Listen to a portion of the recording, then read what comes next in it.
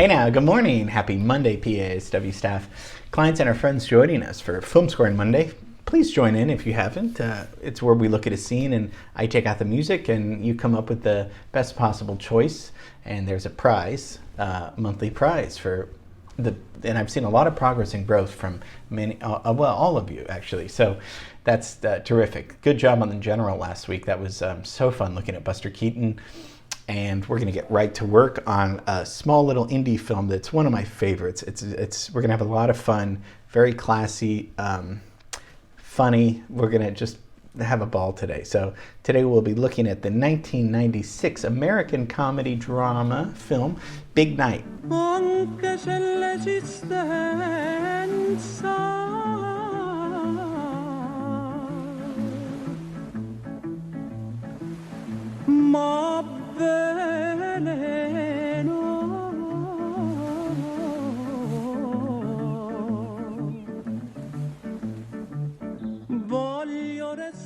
Big Night is such a delight. It's co-directed, co-written by Stanley Tucci. Probably we know Stanley Tucci. He's Italian, born in 1960, and he was trying to get more work as an actor. So this was his directorial debut. So he co-wrote this movie and directed and co-directed it for a vehicle for himself, which is pretty great. Co-directed with him and Campbell Scott, who is going to be in the scene we're going to look at. Actually, he was a funny car salesman. Takes place in the 1950s, as you can see from that opening. In New Jersey, these two brothers run this Italian restaurant, and business is slow.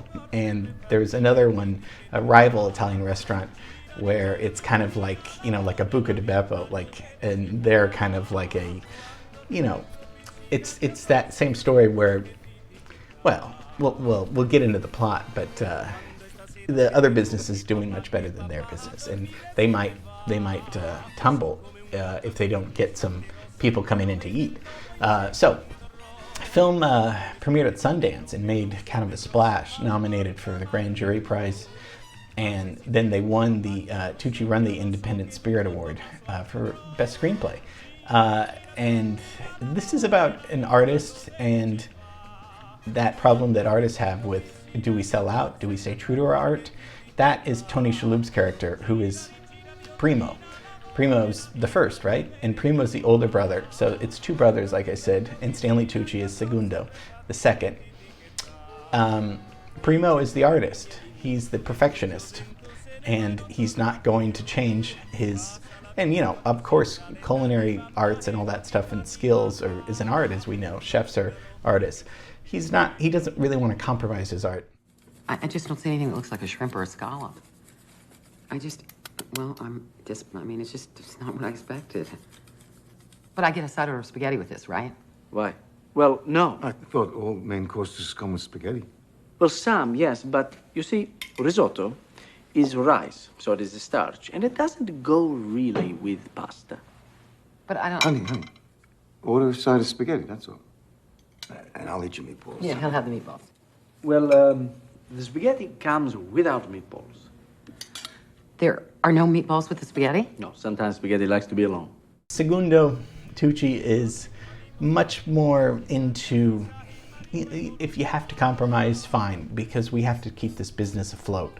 So he's somewhere in between being more business savvy, but also being more of the realist, while Primo is more of the dreamer, so it's this dilemma between them. They're brothers, and of course they love each other, but there's a lot of conflict.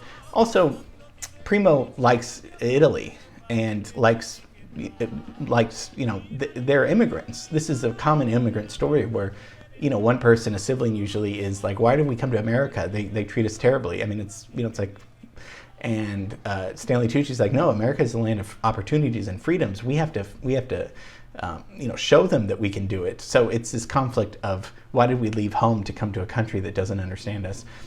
So let's get over there. Let's take a map. Let's leave Oregon, where we looked at the general, and where they left that train in the lake for 20 years.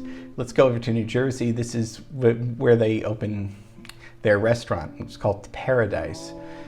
So this is Keyport, New Jersey, and like I said, this is 1950s, but it comes out in 1996. $4 million budget, but it makes $14 million. It does really well. And it's got a good cast. I mean, these guys and Isabella Rossellini, the lovely, beautiful actress. Mark Anthony is in there too, which of course he would go on to become a singer and married to Jennifer Lopez for at least a few seconds. They were married.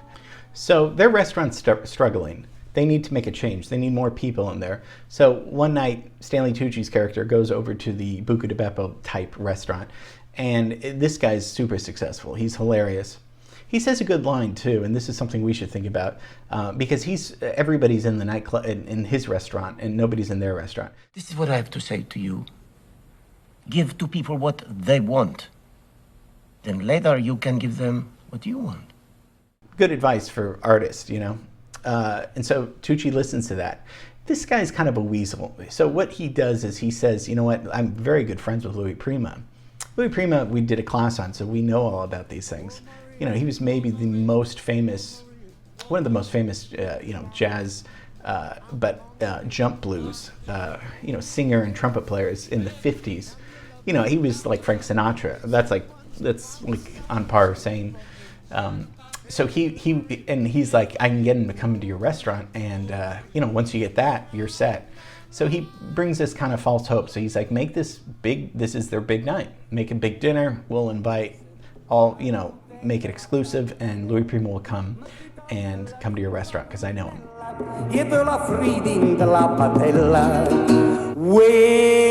Lo pesce calamere e treglia, le peschette stamattina, lo venimmo a bommerchetta, e perché gli ne spusiamo,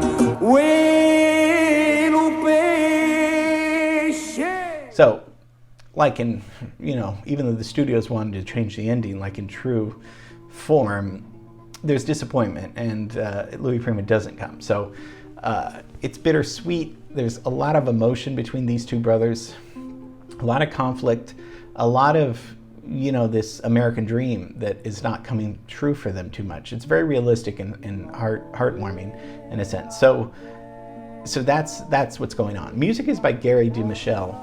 Wrote a really great jazz score for this, and but the scene we're going to look at is the song is so lovely. It's called "The Road in the Woods," La Strada del Bosco, and it's sung by Claudio Villa. I never heard of him, and it sounded like a lot of people did until this movie.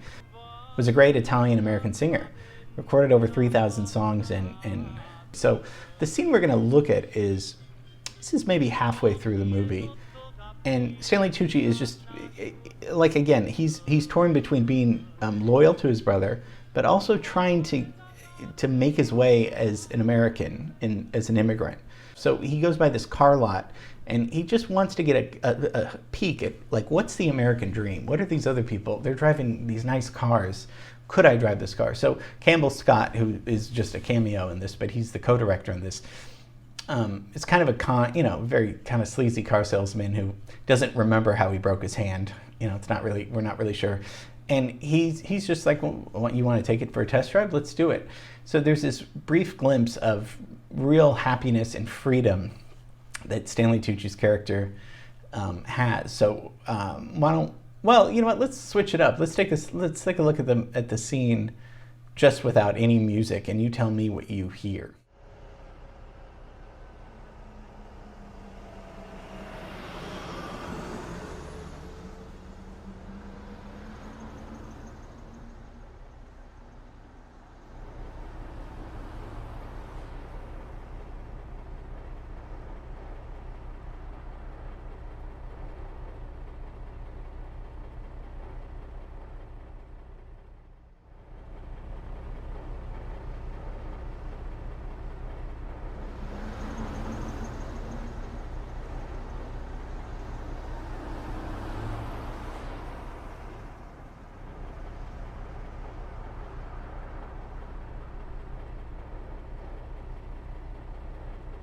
With the wrong music, it could be a different kind of movie.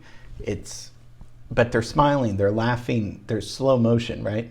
So it's kind of breezy. It's a breezy scene. It's the American kind of dream of of driving your car. We've talked about, I mean, LA, but just the country and the craze of the car and how the automobile was, everybody needed a car. So listen to Claudio Villa's song, and let's take a look at the scene again. Vieni, c'è una strada nel bosco, il suo nome conosco, vuoi conoscerlo tu? Vieni, è la strada del cuore, dove nasce l'amore, che non muore mai più.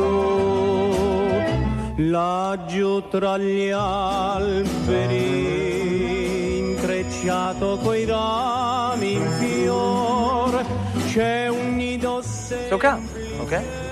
You bring a car, park it out front, and then see what happens. I love Louis Prima. Vieni, c'è una strada nel bosco, il suo nome conosco, vuoi conoscerlo tu? I love it. Isn't it just so, it makes you just so, I don't know, the smoking, the laughter, the slow motion of it. It's just cool 1950s. This isn't classical music. This isn't Mozart. This isn't tense music. This is something that I want you to find a piece of music that is very much like this, that's very breezy, easy, maybe from the 50s, 1950s, and maybe 1960s. This can have words, you know, but if it is in English, make sure the words relate to it. If not, then, you know, it should be in the style where this movie would fit. You wouldn't put a Taylor Swift song in this scene because it doesn't go with the time period, obviously. So find something that goes into the time period, even if it's not the 1950s, if it sounds kind of classic and, you know, just, it's just such a fun scene. It's a freeing scene. We looked at the scene in Jules and Jim of them racing. There's just something so fun about movies where that you can pause. It's almost like you pause real life and you just are in this moment. And we've talked about that with Chopin, where we just have moments in life sometimes, or that's mostly what we remember. We don't remember the day-to-day things. We remember certain moments. This is a very fun scene because Stanley Tucci's character is getting just a taste of this American dream that he does want, but he doesn't want to completely sell out either.